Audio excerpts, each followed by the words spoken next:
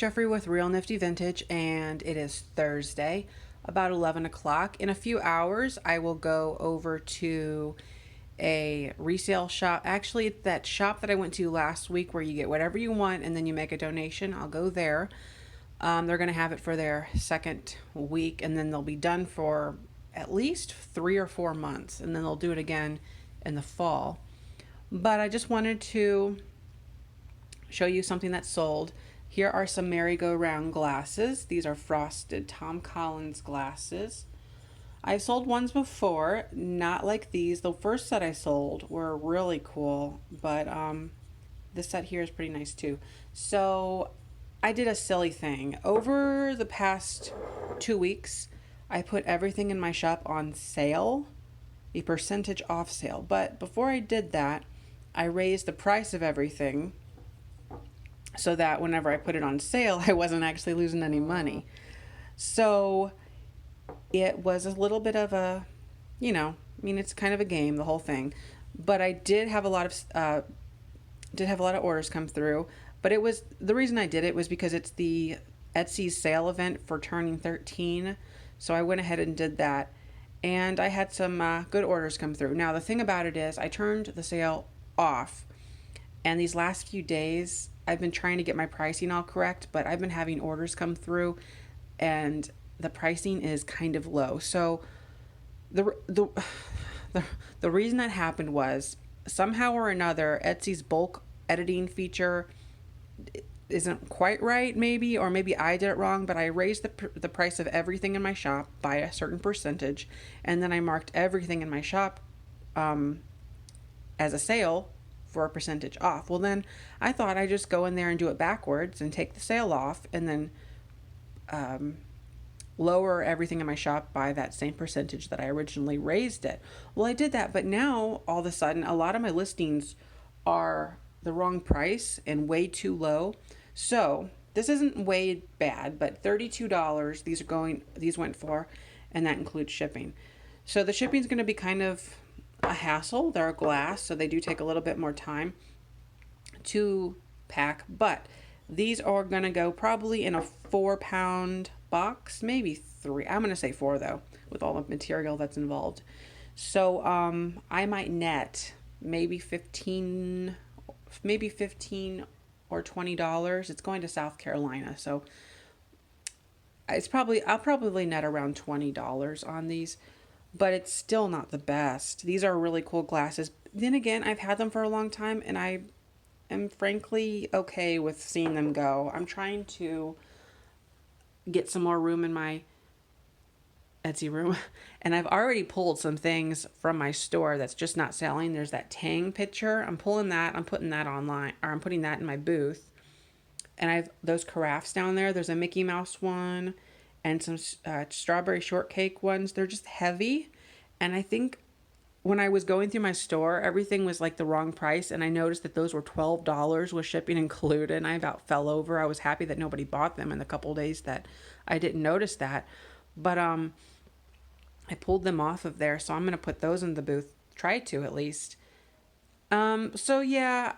Oh, and then I pulled my false graph items because those do really well in the booth, and they're just heavy and obnoxious to ship. So I have a set of the sugar and the creamer, and then the teacups, and then the teapot with, another set of sugar and creamer, I guess.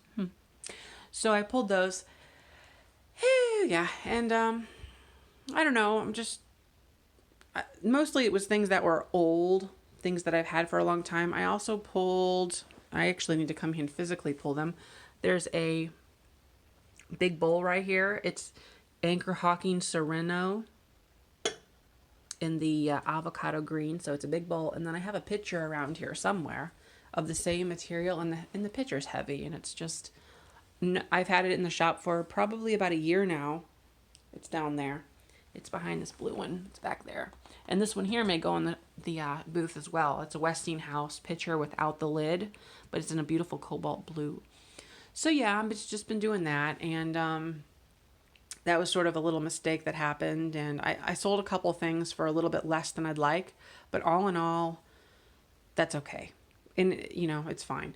So what are we doing? Okay, so yeah, these last few weeks, month or so, I've been buying so many shipping materials, and that's something that if you're planning on going into business, you need to need to remind yourself, or I need to remind everyone that there is a lot of shipping supplies involved. Stuff like tape, you don't think about it, but I just bought $40 worth of tape on Amazon. $40 worth of tape. Now that's going to last me quite a bit, but it's just a lot of things that you have to consider, that you have to invest in. I just bought, let's see, what else did I buy? About a week ago, I bought a whole bunch of bubble wrap that was about $18 for 375 feet, I think it was.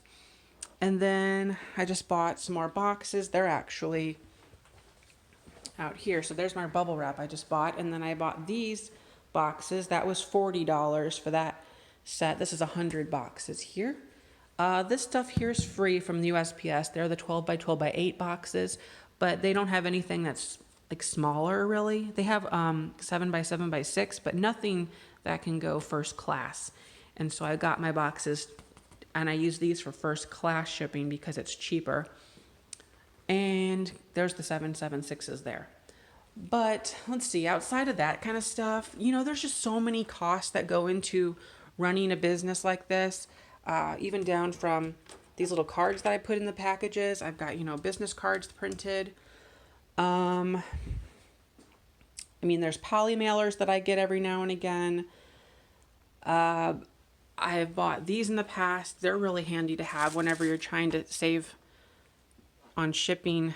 So if you could get them into a first class box. There's just a lot of things. There's a lot of extra little bits and pieces that go into it. So just consider that. If you want to have a store, that's just, I guess, the way it is. All right, I wanted to go ahead and show you how I package glassware sets like this. The first step is I wrap each glass in a piece of bubble wrap. That's just one sheet of bubble wrap. And then I will go ahead and then wrap each glass in a piece of newspaper. That's just already printed on newspaper. And so the bubble wrap has two features. It protects the glass from getting ink on it and everything and dirty. And secondly, it does provide some cushion. So I will go ahead and wrap this on diagonal, wrap the sides in. I can't do that with one hand, and then tape it shut. So I will go ahead and get these all done, and then I'll show you how I put it in the box. Okay, now that each of the glasses are individually wrapped, there's really not much else to it. Just put them in the center of the box, and then I'm going to go ahead and get some of my blank newsprint and wrap that around the whole exterior of the item so that they are cushioned on all of the four sides of the box. I already have one set of cushioning on the bottom, so then I'll put that in a few layers around, and then I'll put one more cushion on top. So let me go ahead and do that, and then I'll show you the next step. All right, the box is now completely filled and ready to go, really. So this is just the top layer of wrap, and I'll go ahead and pull this off so you can see. That's how I have it.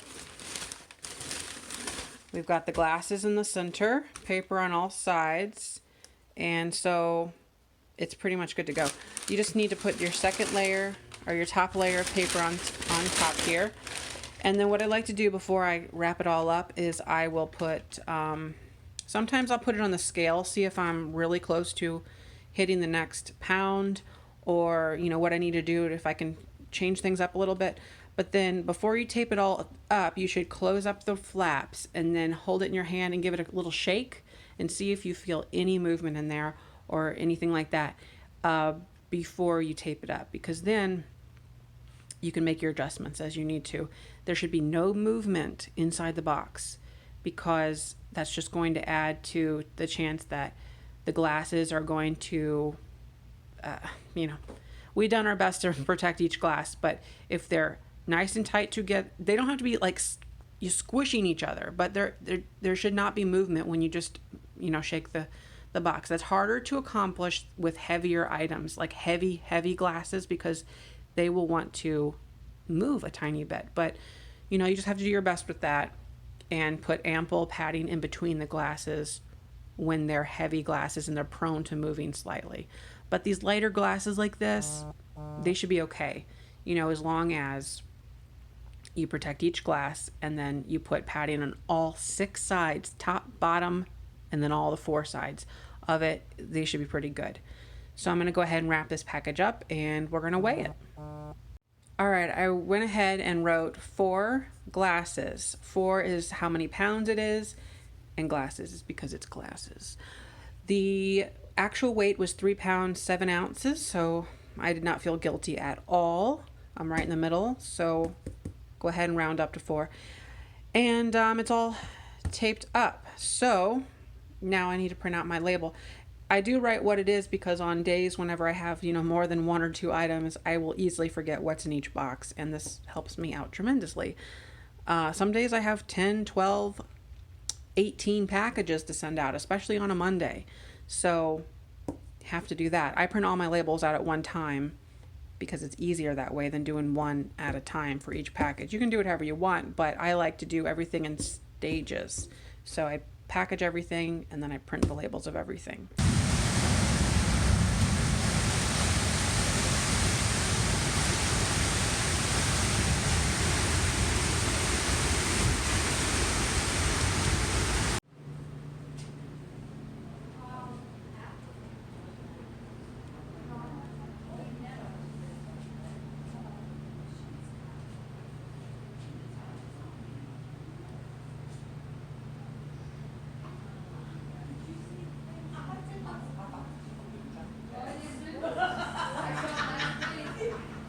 She's the one who got it. No.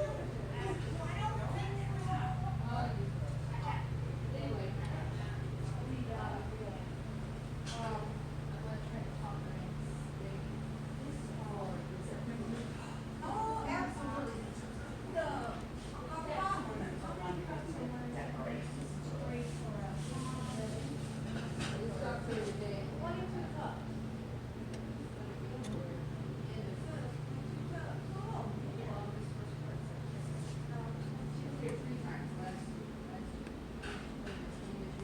Okay, so I feel like I've been doing a very bad job this week at keeping the vlog going, but that's because there's been a lot of inconsistency in sourcing. We went to an auction. I didn't video that. I should have. It was really paltry. I've posted a few photos on Instagram of the house because we were walking inside since it was so hot and there was hardly anything on the wagons to be auctioned. We went inside and we walked around the house. It was super hot in there too, very stuffy. They were auctioning off this old farmhouse that was practically falling apart, but we managed. So we walked around in there and then we pretty much left after about 10 or 15 minutes of getting there. And then after the auction, we tried hitting a couple yard sales. That did nothing. So other than that, I went to that sale again on Thursday. This was that sale where you get whatever you want and then you donate whatever you want. And I was there about a little over an hour before it began. I sat outside under a canopy and the temperature was near 90, but I was very adamant about getting there and getting in first. So I was definitely first, of course, but this is all that I found, and it's really unfortunate. So I paid $3 for this stuff, and some of it's maybe not even a sellable thing, but I'll show you what I've got. So this is a little dish. It's made to look old. It says soaps on it. Little enamelware metal piece. This will go in the booth. I think it'll do pretty well. Actually, this will go really nicely next to my soaps that I sell. And then, I'll probably put like $5 or $6. We'll see. And then we've got these. These are Johnson Bros. Right there, made in England. I did not look this pattern up yet, ironically. These are little saucers. I think they're ironstone. Is that what it said? Yeah, ironstone. Pretty cool. And they're really pretty. They kind of have like a willow blue. Do they call that Delft? D-E-L-F-T? Or is that something else? I don't know. It has a nice little swirl pattern in there with the form itself and really pretty blue. Is this called transfer wear? it's not drawn. But really nice. It's a set of 3. We'll see what they do online with a little research. Okay, I also stumbled across some nice chopsticks. These are plastic. I'm not left-handed, so I can't perform them. Well, I could change my hand. So we've got these really pretty ones here. I think they're just plastic. And got this big set, well, normal set. And then there's these little guys with these really pretty, I don't know, what's that called? I don't know. It's like mother of pearl, but it's not. These are like little baby chopsticks. No, that would be toothpicks. No, these are like toddlers or maybe appetizers. I don't know. I'm not really an expert on Oriental stuff. So we've got these 2 boxes, and there's the other set. Really pretty. They look kind of mid-century to me, so that's cool. And the last thing I got was this pestle with stand, and it's a strainer or colander, whatever they call these things. But yeah, you can put your stuff in there and grind it away. So these do pretty good in the booth. I'll sell it for maybe 15 bucks. So all in all, yeah, let's see, 15, 5, 20, and then I'm probably gonna end up keeping these, but I'll see what they do online. Let's just say $30, and I spent 3. You know, not too bad, but I had to wait over an hour for it, and then plus whatever else I have to do to this stuff. So I don't know. It wasn't the most grand experience, but I'm gonna go to the booth today. I've got my items already prepared. These are some items that I pulled online. I talked about that, so I've got them all priced. There's that wooden ship. It's all sprayed out and clean now. We've got these things. Those were from the trash about a week and a half ago. Some other things from a couple weeks ago I'm just now getting to put them in the booth. There's all the Falstaff Yorktown. So I'm going to take these 2 totes today to the booth and stock that up.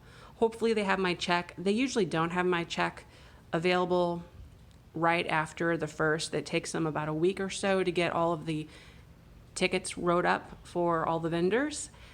But I sold some pretty good things this last month, so I think I'm going to have a pretty good month.